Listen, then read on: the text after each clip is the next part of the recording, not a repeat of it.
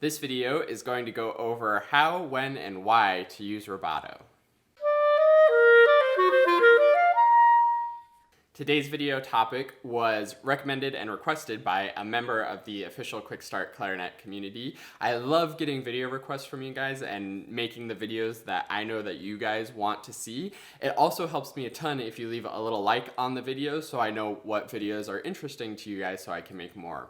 If you have a suggestion or want to see me cover some clarinet topic, just leave a comment with what you want to see, or you can email me at quickstartclarinet@gmail.com, and I will very likely make a video for you probably in a few weeks, or is about the pace I'm on now. It depends how many requests I get, but I will surely make a video on what you request if you just leave a request in the comments or send me an email. So for this video, I want to go over some of the general information about rubato and then sort of demonstrate how to practice it and how to use it effectively. So if you're unfamiliar with the term rubato, it's usually referred to when we sort of like manipulate the time of a piece. So we slow down sometimes and maybe speed up other times and have sort of a more like loose and more flexible steady beat. The actual literal Italian translation of rubato is to steal. So it's this idea of like we're stealing time and like slowing down and stealing away the time so that we can have our sort of own interpretation and own inflection of how we want the lines to go in terms of the actual time and steady beat. Rubato is a super effective way to like really communicate some important parts of a phrase or a piece as a whole. A lot of times in music you'll hear like a big fermata when you get to sort of like the climax of a piece, or you'll like slow down into the climax or maybe speed up into the climax of a piece. And that sort of rubato and shaping and changing of the time can really emphasize some good musical points. And that's why we use rubato sometimes. And there's also some pieces where it's just intended that it's played with a flexible time, and it's more about how it would be like sung or just intuitively musical rather than super mathematical or very precise rhythms. A really good example of a composer who is very intricate with his use of rubato would be Percy Grainger, who has all kinds of crazy markings in his music of like slow off lots, slow off littles, like a tempo, all of those different like crazy terms that you've seen in Grainger pieces if you've played them before. He uses this to really capture the music that he was trying to portray, which was sort of these English folk songs, and he would actually go out and record people singing these folk songs. And if you can imagine, people singing a folk song who weren't professional musicians may not have had like the most steady time. So taking that very rural folk song singing and putting that into music required lots of rubatos and lots of intricate instructions on when and where and how much to slow down or speed up. So that's the what and why of rubato. Now let's get into how to actually do it when you're playing a piece and to effectively convey rubato in a passage of music. So the first step to playing with rubato effectively is actually to play without any rubato and be able to be very metronomically precise. There's so many times people will just not be super clear with their rhythms and they're like, oh, I was just using rubato. That doesn't really work. You need to be able to very precisely place the rhythms, and then you can manipulate the steady beat once you know how the rhythms relate to that steady beat to add the rubato later. So I'm going to demonstrate with like the first 8 measures, the first phrase or so of the first etude from the Rose 32 etudes. This is a slow etude, so I think it could be effective to use rubato. Typically, slower, more lyrical pieces are when you want to use rubato, and this is a perfect slow lyrical piece where it might be appropriate to use some rubato. But first, I'm going to demonstrate doing it perfectly metronomic, in fact, with a metronome.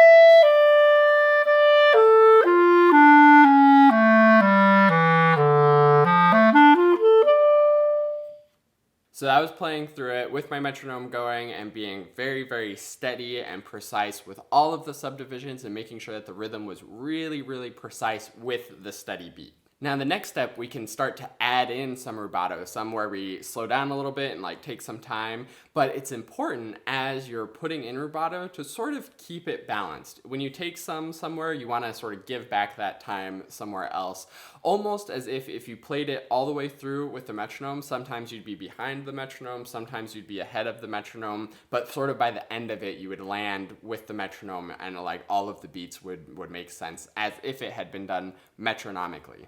Again, this is just a general rule.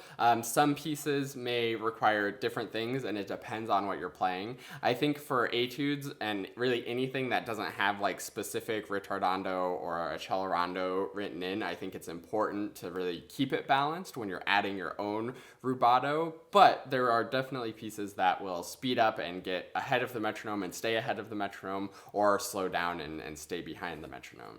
Some other tips for sort of creating your rubato plan as you're sort of analyzing and looking at the music is to maybe think about taking time at the ends of phrases. That's pretty typical that you want to really make a clear cadence and sort of take a little bit of time at the end of a phrase.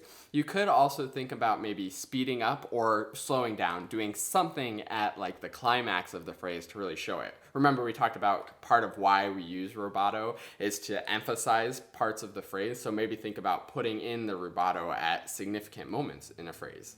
So I've analyzed and sort of come up with a plan for the first 8 measures of this etude, and now I'm going to play through it, and I'm going to lean this way when I'm sort of speeding up, and lean this way when I'm taking the time and slowing down. And hopefully I'm able to coordinate that all and play it well and clearly communicate my plan.